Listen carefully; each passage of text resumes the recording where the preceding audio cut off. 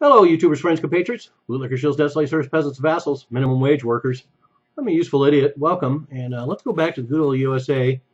I want to take another crack at this minimum wage topic because I did that last video, and I get the impression that many got the impression that I do not support the minimum wage, in spite of the fact that I tried to clarify that at the end of the video that I have a lot of mixed feelings about the minimum wage and government intervention. So just to prove how objective I am, or try to be, I did that video and I brought up all the reasons why minimum wage can hurt the worker and why corporations and the government are certainly getting on board for the minimum wage now. And some may argue that the corporations have been fighting the minimum wage, but in reality, they're just kicking and screaming because they are all prepared to make the adjustments to move to more automation. So anyway, the reason why I can bring up the other side of this coin now, because a really good article came out that talked about, which I'll attach below, talks about the Barbara Ehrenreich book that came out 15 years ago, and I remember being very struck by the book when I read it 15 years ago, called Nickel and Dimed. And it talked about what it's like to actually live on the minimum wage. And it came quite a shock to Barbara Ehrenreich that this is what people had to do in order to scrape by on this minimum wage. And now this article is written and talks about the fact that very little has changed here in 2016 from 15 years ago when Nickel and Dimed was written. So this article is written by Peter Van Buren, who worked for the State Department for 24 years. And then he was plunged into the minimum wage world, and he was shocked at what people have to do to make a living at that level of society. And so anyway, it brings up a lot of what I was talking about previously about mixed feelings about the minimum wage. So in 2016, as Peter Van Buren points out, one of the things about minimum wage too is that you actually have to have pretty good qualifications even to get into a lot of minimum wage jobs, and that's been a big shift in the market. If you look at historically, a lot of minimum wage or lower wage jobs were available to a broad spectrum of people, but now because of the tight job market, as Mr. Buren points out, anyone without some education, good English, a decent work history, and a clean record wouldn't even qualify for many minimum wage jobs. But Mr. Van Buren goes into a lot of things I think that are very important, and I brought up a lot of these in the previous video, but just how difficult it is to live in a minimum wage world. It's bad enough that you make the lowest wage possible sometimes in this system that we have, but on top of that, a lot of times it's very hard work. You have inconsistent schedules, short hours. You can't really plan your life because you with the inconsistent schedules.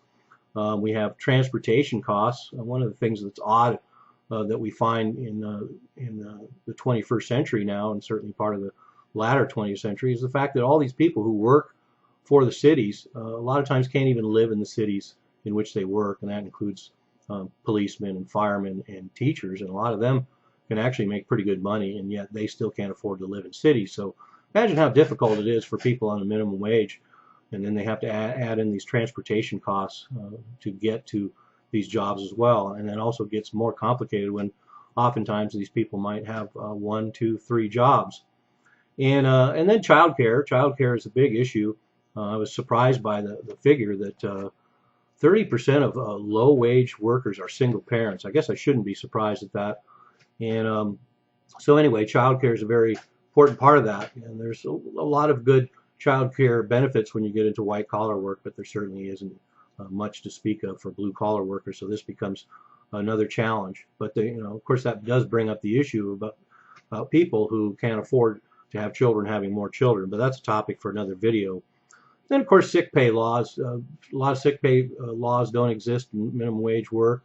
Only recently they passed a mandatory sick pay in Seattle here, and I was always surprised that in the food industry, particularly restaurants, there's not a lot of sick pay. So you either stay home and don't get paid, or you come in and you be sick and you serve people food.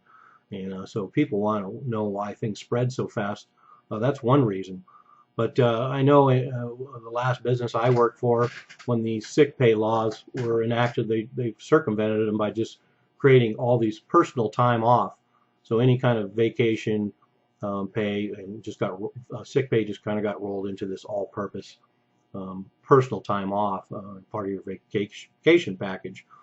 And then of course, to live on minimum wage and pay for food and rent and utilities, which constantly go up through inflation, and that's a huge part of this. And in fact, a good example of why the minimum wage, even getting raised to $15 an hour, is only going to be so effective, is purchasing power.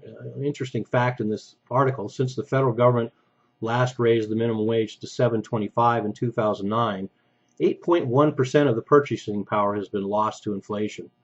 So just that quickly, a lot of the purchasing power, and in fact, according to numbers in purchasing power, the minimum wage peaked in 1968. So that's how far behind we are, of course, in this wage increase situation we find ourselves in.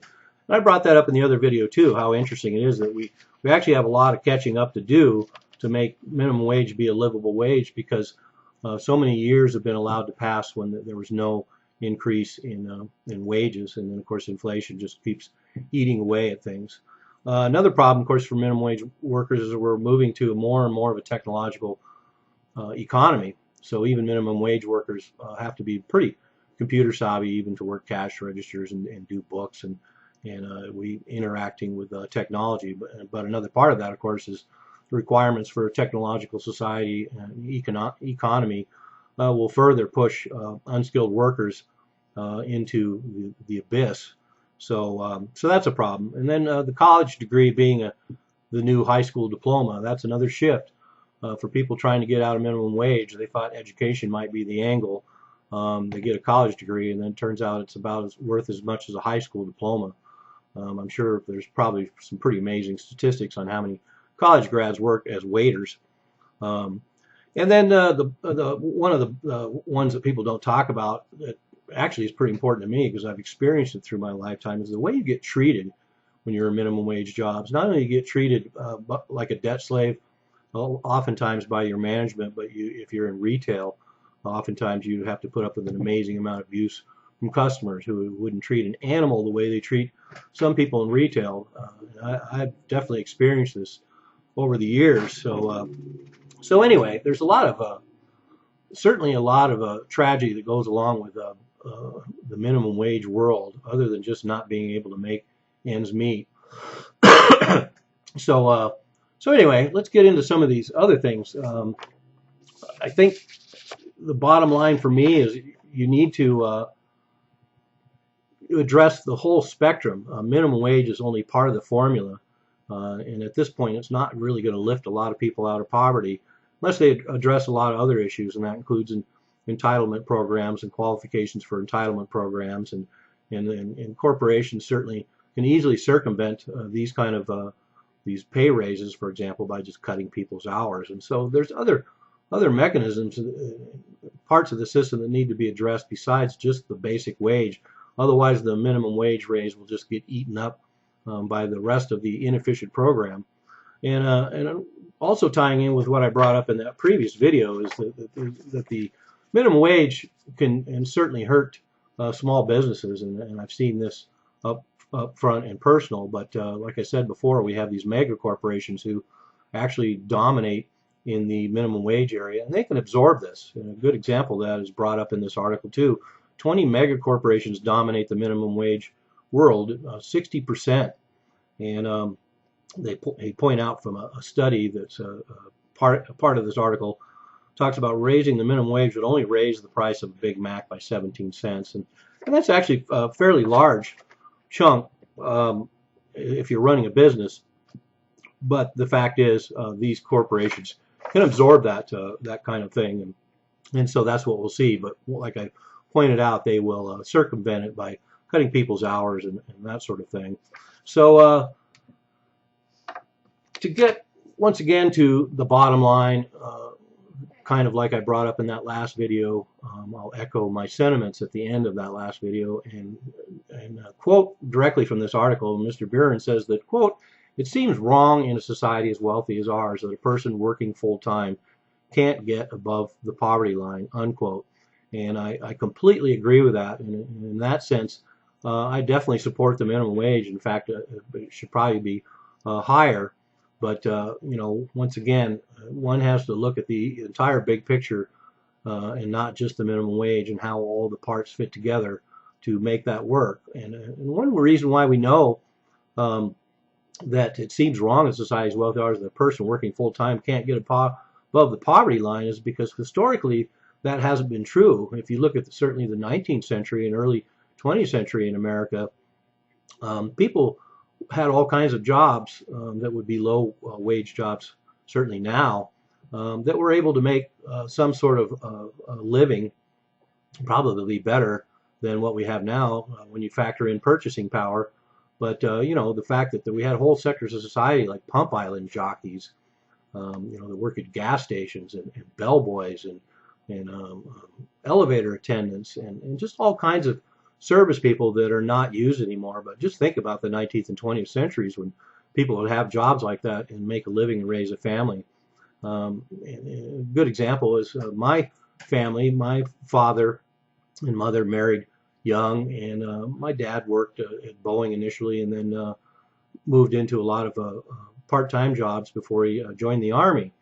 And so, you know, he wasn't making that much money, and my mother was already not working, and yet he was able to buy a house and raise 2 kids and do a pretty damn good job of it in spite of what some of you out there may think.